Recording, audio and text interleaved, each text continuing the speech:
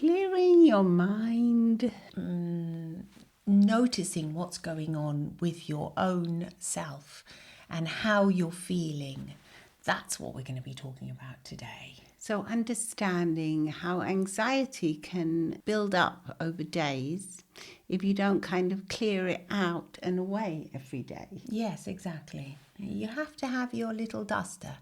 Dust it away, clean it away. Yeah. Good technique. Good technique for your own mind. That's what we're going to be chatting about in this week's episode of Get Real with the English Sisters. Mind, health and anxiety relief. We are therapists and we are here to help you. Yeah, and now we're going to start by reading a short story that we wrote in one of our therapeutic books, Stress Free in 3 Minutes. And it's called Dust. Often invisible to the eye, dust settles layer upon layer and lies weightless and ever so fine. It is only when the sun shines that it can be seen and it is clear for all to see. Dust can settle in your mind if you don't allow the sun to shine, causing problems that lead to grief, worry and disease. Allow the sun to shine and day by day you'll see when the dust lies. Since dust has a habit of settling quickly, you can get into the habit of dusting your mind every day. Simply by allowing the sun to shine brightly inside you.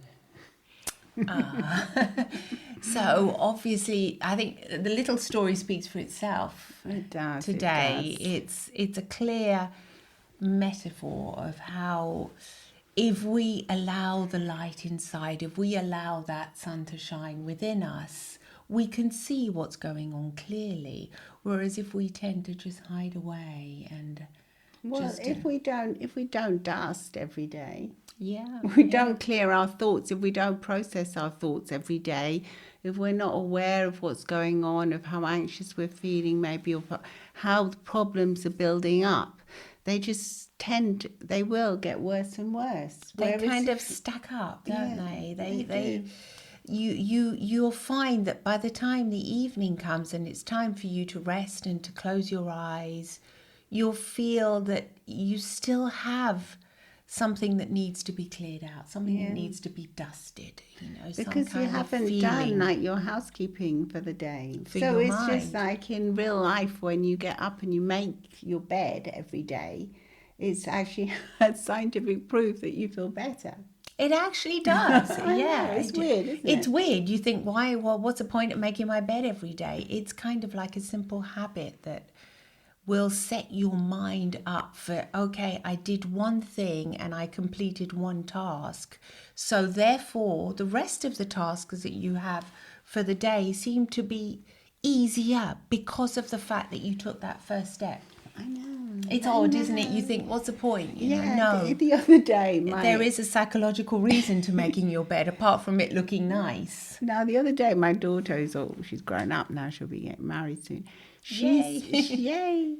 She showed me. She lives in London, and she showed me. She said, "Mum, look." I don't know why she was, because I said I've cleared out our wardrobe. And she was saying, "Mum, look at my room. This is how it is at the minute." And then she goes, "You remember I've got the blue and the pink cushions?" And I go, "I can't remember exactly." So I said, "Show me." So she sent a photo, and she had all her bed was lovely made with all the throws on and all the cushions. Oh, yeah. And then she had all little soft cutie toys on it. That's so like cute. little jelly bean babies. You and all never these grow really up cute. enough. You can And still I have saw soft it, toys. and I said, "Oh my gosh, your room looks so lovely." And she said, "Yeah, Mum, if I can manage to make my bed before I go out, I really feel better when I come home. I really like it." Yeah, and it's not. It's because it's lovely to look at as well. Yeah, She well, obviously it was enjoyed lovely it. to look at. I like making my bed as well. You Most do? of 99%, I'll make my bed. So will I. Yeah, I mean, unless something happens or something, Well, I'm unless in a you're rush ill or or something, or I'm ill. But normally I like to make my bed. But for me, it's like, okay, step by step, I'm getting through. Like I'm doing I did that, and then the rest of the things fall into place. And there was an actual study done. and I can't remember what it was now, but it was on students, and they said if they managed to make their bed, they were more likely to go and then complete their homework or their reading, whatever had to be done. It puts you in the frame of mind of saying, I've done one thing, I can do another. And I think the same thing is if we all get used to doing a little dusting and thinking, just taking that moment, you know, throughout the day. It doesn't have to be at the end of the day. No, I don't think it should be at the end of the day. It should be throughout your day. Just check in on yourself and see how you're feeling. See if anything's accumulating, if any feelings of anxiety or stress, starting to brew or add up inside you. You can just take a little step back and say, no, I just need to do a little bit of dusting. I'm just going to clear all that stuff. Take a deep breath. And just allow it to flow away. Or accept it. Yeah. If it, it doesn't necessarily have to flow away. Like the other day, I was telling my husband, he was saying, oh, you have to go and pick up the car now. And I was thinking, oh gosh, where is that mechanic? I have to go and pick up the car. I'm not sure where it is. And then I was thinking, I actually said it. I go, this is making me feel anxious because I don't know the exact address. And he was saying, you're joking, you're feeling anxious. It's just literally, you know exactly where it is. So I said, if you give me landmarks, like you tell me it's near that coffee bar and it's near that, even, don't just give me the address, give me what. Then he was explaining it to me and I felt calmer. But I addressed that anxiety. I said, that makes me feel anxious. So you realised it? I realised it. So by addressing it and not just keeping quiet and saying, oh, yeah, sure. I overcame it in a way. I overcame it and I managed to go and get my car and everything. Somebody had to take me there, but because I didn't have a car. But what I mean is that sometimes if you admit to yourself, and maybe it might seem like the things are small, but you can admit to yourself that you feel anxious about them. Yeah, because sometimes it's not a big deal. Like you picking up your car wasn't a big deal, but you said you felt anxious about it. You actually took a moment to realise it was making you feel anxious. Yeah. Whereas if you hadn't, you might have just gone on ahead and just sort of rushed on with full of adrenaline and anxiety. Oh, I'm going to go, I don't know where this is. La, la, la. And then in the end, I probably would have still got it, but I wouldn't have. Got it, noticed the emotions. Felt more anxious about it. Yes, you're right.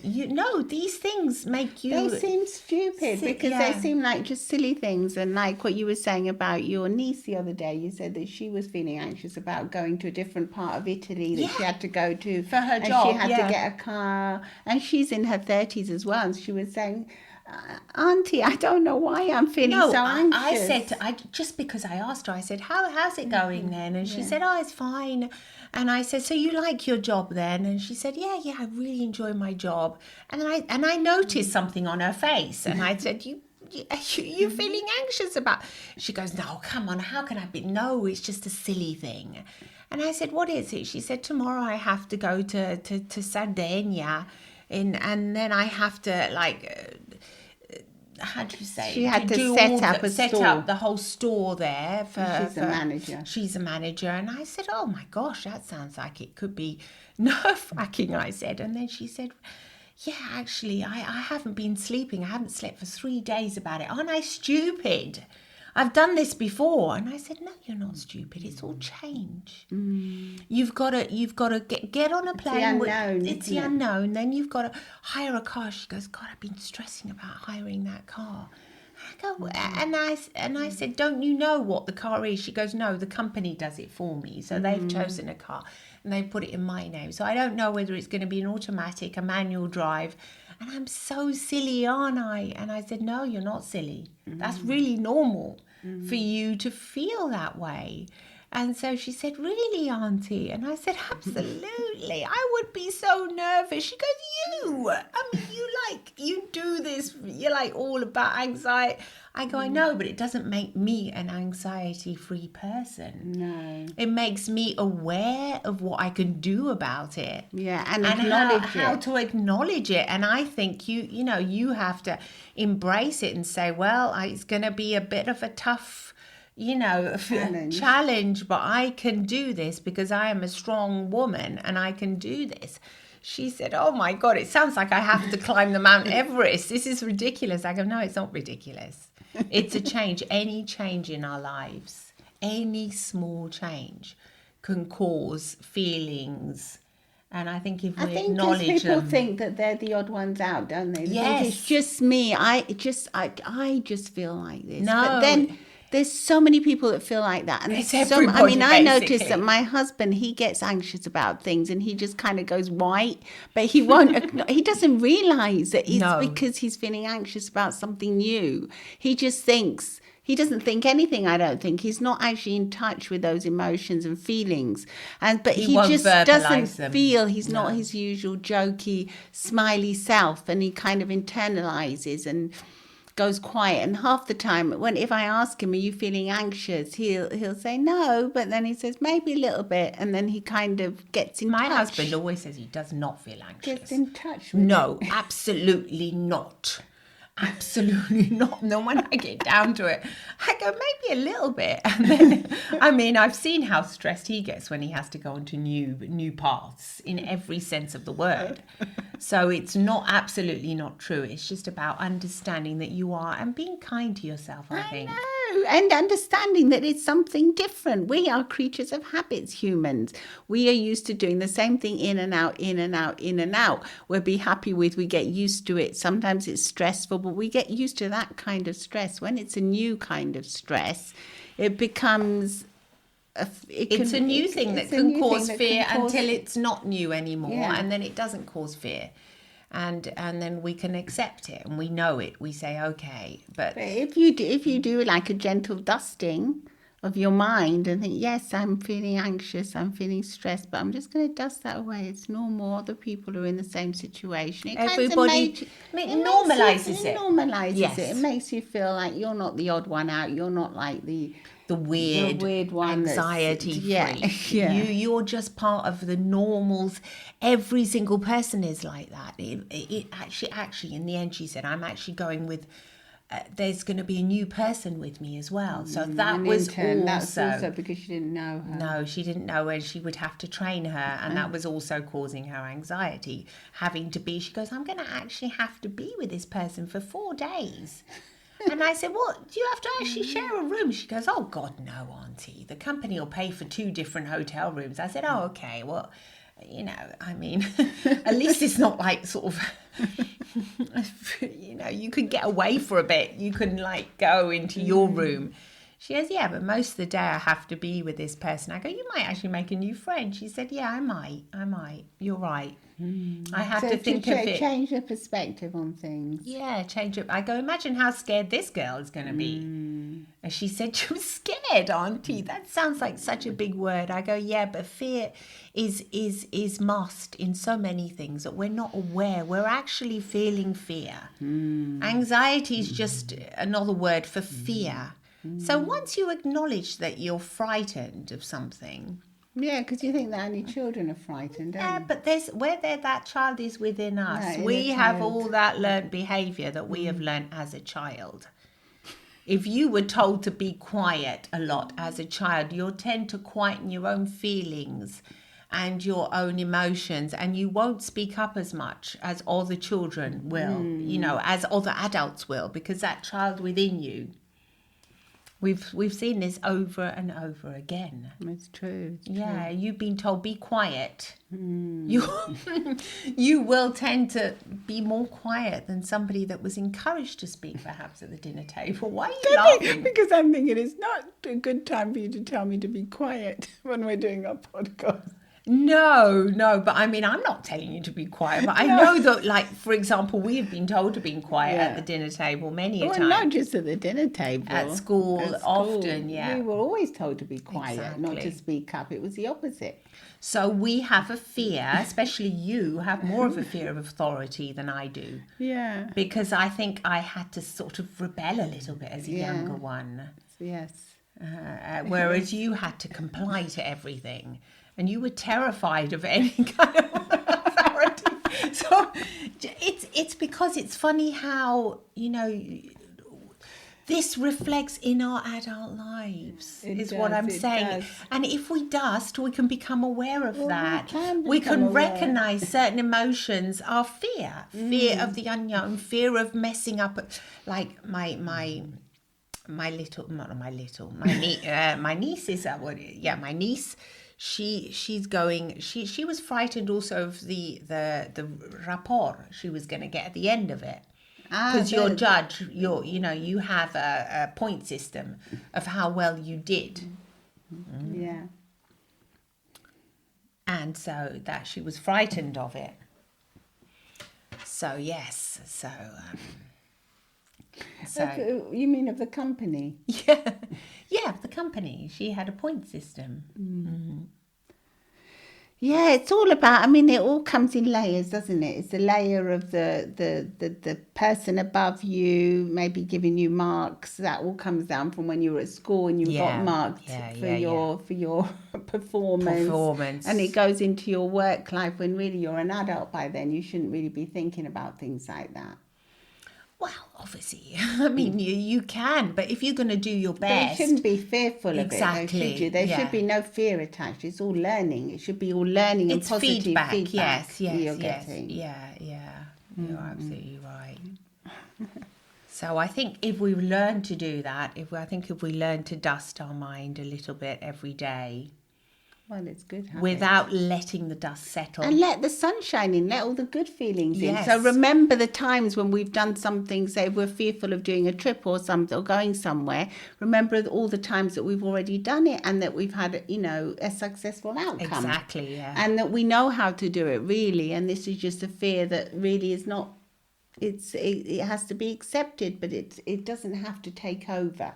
It can be dusted away. We can be kind and accept it and say, yes, I see you. I know this feeling. Yeah. Hello, but now I'm going to let the sun shine in and I'm going to clear this dust away. I'm going to clear it from my mind, and because I've done things like this before.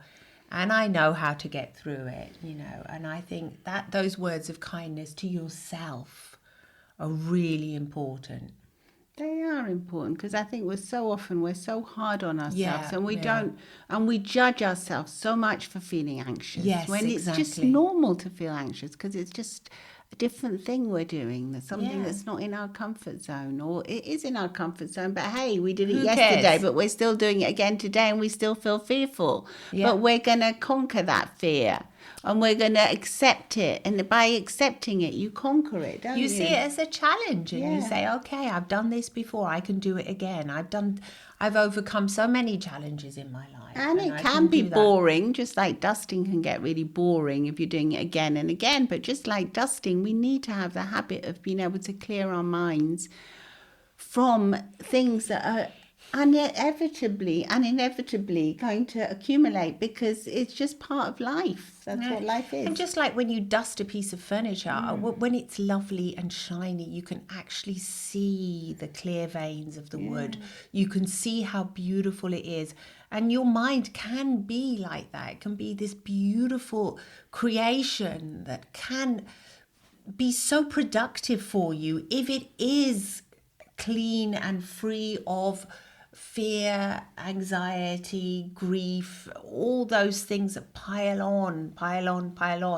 So it's time to have, to give it a good spring cleaning. Yes, good dusting. A good dusting, and to become aware of it and say, okay, this can go. This can go. Okay, let us know.